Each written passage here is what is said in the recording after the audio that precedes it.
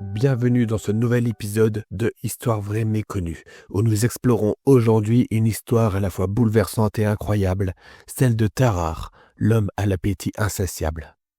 Imaginez un homme dont l'appétit défie toutes les lois de la nature, un homme capable de dévorer l'équivalent de plusieurs repas en l'espace de quelques minutes, au point qu'on se questionne sur ce qui se cache derrière cette faim sans fin.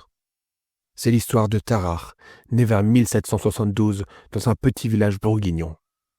Dès son plus jeune âge, il effrayait son entourage. Des pommes, du pain, de la viande, rien ne pouvait le rassasier. Ses parents, désemparés, le voyaient grossir, sans jamais prendre de poids, et chaque bouchée semblait creuser davantage l'abîme intérieur qui le consumait. À l'adolescence, on l'intègre à l'armée pour sa capacité à engloutir les rations sans broncher. Un avantage logistique, pensait-on, pour nourrir un seul homme plutôt que toute une escouade. Mais la réalité fut tout autre. Hospitalisé à l'Hôtel-Dieu de Paris pour une blessure ordinaire, Tarare attira l'attention d'un jeune médecin intrigué par son teint livide et sa maigreur extrême, contrastant tragiquement avec sa voracité. L'homme avalait des livres entières de viande, noyant sa faim dans des bassines d'eau, et semblait toujours en quête de quelque chose de plus lourd, de plus volumineux, pour combler ce vide insatiable. Les médecins, d'abord fascinés, se lancèrent dans une suite de protocoles expérimentaux. Du pain grillé, suivi d'un cochon rôti, jusqu'à des mets exotiques importés, tout était mis à l'épreuve pour comprendre la mécanique de cette digestion prodigieuse. Mais ils allèrent plus loin encore, laissant Tarare ingérer des objets non comestibles, fer blanc, bois et même une broche métallique, qu'il restituait quelques jours plus tard, miraculeusement intacte. À chaque expérience, le mystère s'épaississait. Le tube digestif de Tarare semblait pouvoir étirer ses limites à l'infini, traitant ce qui n'aurait jamais dû passer la bouche. On décida alors de tester ce phénomène pour la machine de guerre. Le général Alexandre de Beauharnais, en quête d'une solution pour maintenir des transmetteurs derrière les lignes ennemies, imagina un messager capable de traverser un siège. Tarare fut choisi. Gavé de nourriture, on le lança seul sur les chemins rocailleux, porteur d'un message secret. L'idée était de le faire passer inaperçu, ou, du moins, suffisamment vivant pour assurer la transmission. Le plan échoua, hélas. L'homme, épuisé, fut retrouvé des jours plus tard, délirant, le message disparut, sans que personne ne sache s'il l'avait livré quelque part ou s'il l'avait oublié dans l'agonie de sa fatigue extrême. Les récits s'emballèrent alors.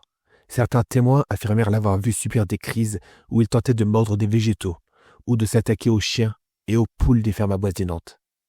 Une rumeur glaçante circula.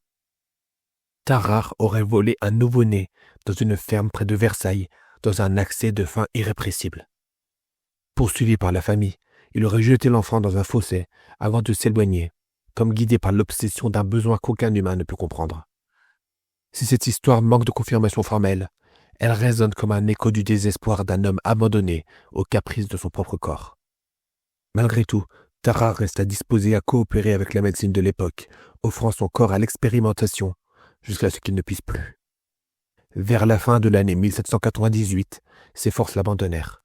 Une gangrène liée à des complications digestives l'affaiblit rapidement, et l'homme au ventre sans fond s'éteignit à peine âgé de 26 ans. À son chevet, quelques notes médicales furent rédigées, décrivant un sujet à la fois hors norme et terriblement humain, confronté à une malédiction qu'il n'avait pas choisie.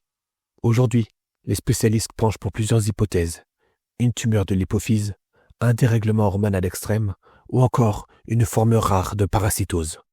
Chacune de ces explications apporte un fragment de réponse, sans pour autant combler le gouffre d'interrogation entourant Tarare.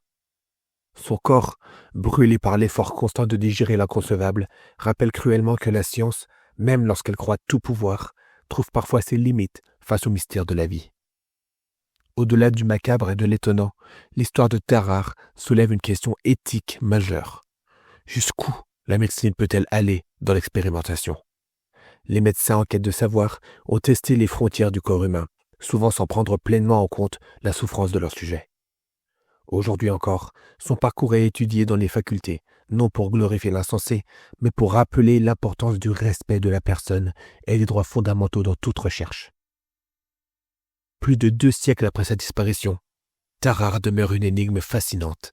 Un homme dont l'appétit démesuré, traduit la complexité et la fragilité de la condition humaine. Son nom, rarement cité, continue de hanter les archives médicales, les récits d'outre-tombe et les débats sur l'éthique scientifique. À travers lui, nous comprenons combien l'équilibre de nos fonctions vitales repose sur une harmonie subtile, aisément bouleversée. Merci d'avoir plongé avec nous dans cette histoire incroyable et humaine, ici, dans Histoire vraie méconnue. Puissiez-vous, à travers le destin de Tarare, garder à l'esprit la valeur de chaque vie, même la plus étrange, et le respect que chacun mérite. Restez à l'écoute pour d'autres récits, où la vérité dépasse parfois la fiction.